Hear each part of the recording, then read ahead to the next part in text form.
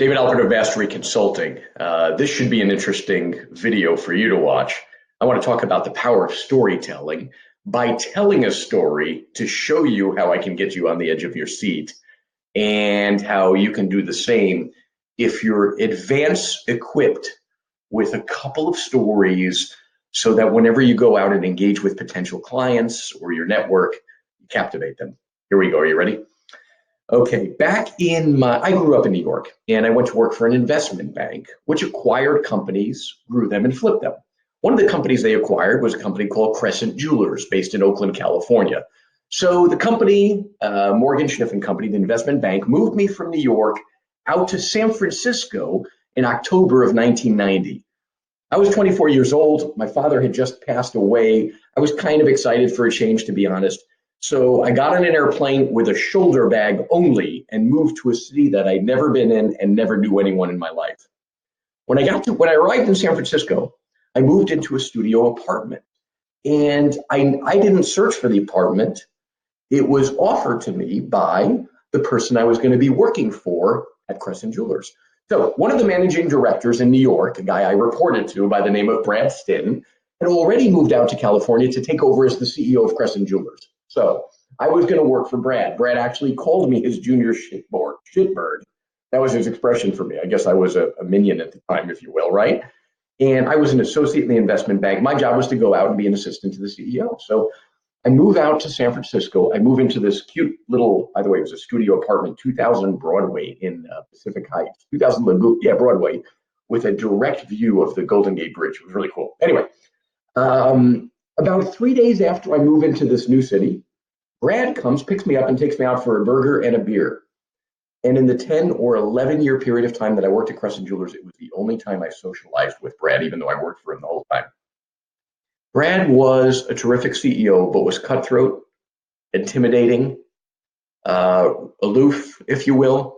He was a Harvard graduate. In fact, he was the captain of the Harvard football team and a linebacker, blonde hair, blue-eyed, kind of a strikingly handsome guy, physically fit, super smart. I don't know if you want to call it Glengarry Glen Ross 1980s intimidating, if you will, but he was that style, if you get my drift. So when people say, Dave, you're always about metrics and accountability and creating systems, I learned it all from Brad. When I was in my 20s, I used to see him conduct daily huddles. He'd get a cash flow report prepared by the CFO that had to be on his desk every morning with all of the key indicators on cash. Why? Because the only reason anybody ever goes out of business as a business owner is a lack of cash or lack of access to cash.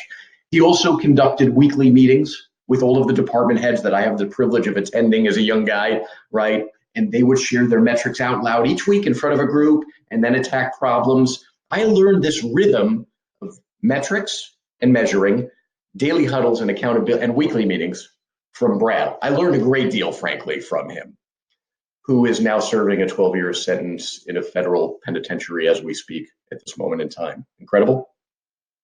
So let's get to that story. Today, let's fast forward to today. About 6 years ago, 5 years ago today, I don't remember what it is, a mutual friend from Crescent Jewelers days, Jim Dinsa, flew down, visited us, and he's still in the jewelry business. And he tells me the story of Brad and how Brad's still in jail and he's not coming out for a while. So I asked him, I said, Jim, can you please give me some contact information from Brad? And he gave me an address. And I wrote a pretty thorough letter to Brad at the time, again, 5, 6 years ago. And all I remember that I had written was, wanted to thank him for being a terrific mentor, that I learned a lot, that if he followed me around today in my coaching and consulting practice, he'd have a bunch of chuckles over how much of the material I'm using I learned from back when, right? And it was an encouraging letter. It was meant to be an encouraging letter. And I never heard back from Brad until a month ago. I come to my home after a day at work. My wife comes up to me, Martha, and hands me a letter with an expression on her face I'll never forget. And I look at this thing, and we felt so strongly about this. We had to pray over the letter before we opened it. It was so meaningful. Okay, so let me read it to you, shall I? By the way, it says on the envelope, Bradley J. Stinn, number 75016-053, Federal Prison Camp, Herlong, P.O. Box 800, Herlong, California, which incidentally is up near Reno on the California side of the border. Oh boy. Dated 2/22/19. David, blast from the past. This note is long, long overdue. I know you wrote me years ago, and I appreciated the support then and now. I did not write back. Forgive me for being a poor friend. You know, when I read this, I thought, friend, what? It wasn't quite that kind of, anyway. Back then, I was in a writing funk slash black hole slash depression, you name it, understandably. Whatever it was, I now have some hope, something to look forward to, freedom. New paragraph. Sometime this year, they're going to let this hardened criminal back into civilized society. I'm sure to be bewildered by all the new technology and advances. Plus, I need to find a way to pay the bills with the handicap of being a lying, cheating fraudster. It will be interesting, you know, I like a good challenge. Next paragraph. Family is good. Miracle of miracles. Jill, his wife, lives in Tiburon across the Golden Gate Bridge. Sarah, 26 now, lives and works in New York City PR firm after graduating from Boston College. Jack, 24, Cal grad, is a trader at Morgan Stanley, San Francisco. Nick, 22, is a senior at Notre Dame, majoring in finance and plays on their lacrosse team. I picked out some of their articles online about the lacrosse team. All are in high spirits and fine fettle. I missed all graduations. I missed all sporting events. I missed all prom pictures, etc. And I hate that. They do come to visit often, though. I hope you are well. Fill me in, please, on your family and activities over the years. Be well. Carpe diem. Your friend, again, Brad Stinn, or Brad. Okay, you can see this. And then in the margin up at the top here, he put a note about some of the people we used to work with. Ted and Ann Jay have been to visit and have been great friends. Phil, the owner of the investment bank way back when, okay, no visits. Sterling, as you would have expected, nothing. Okay. Interesting, huh? I wrote back to Brad immediately. And the letter I wrote him back, my wife's a little upset that I didn't make a copy of the letter first because I put a lot of effort into what I wrote to him.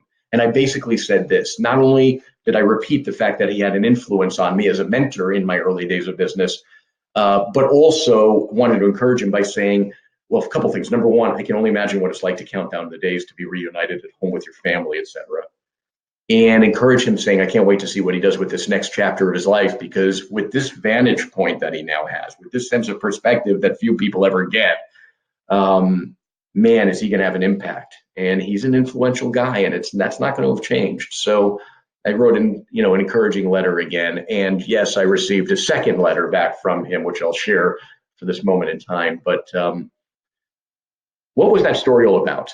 I go and I share this story. Lately, I've been sharing this story because it's so important to me, with groups of people that I'm coaching, and they're on the edge of their seat.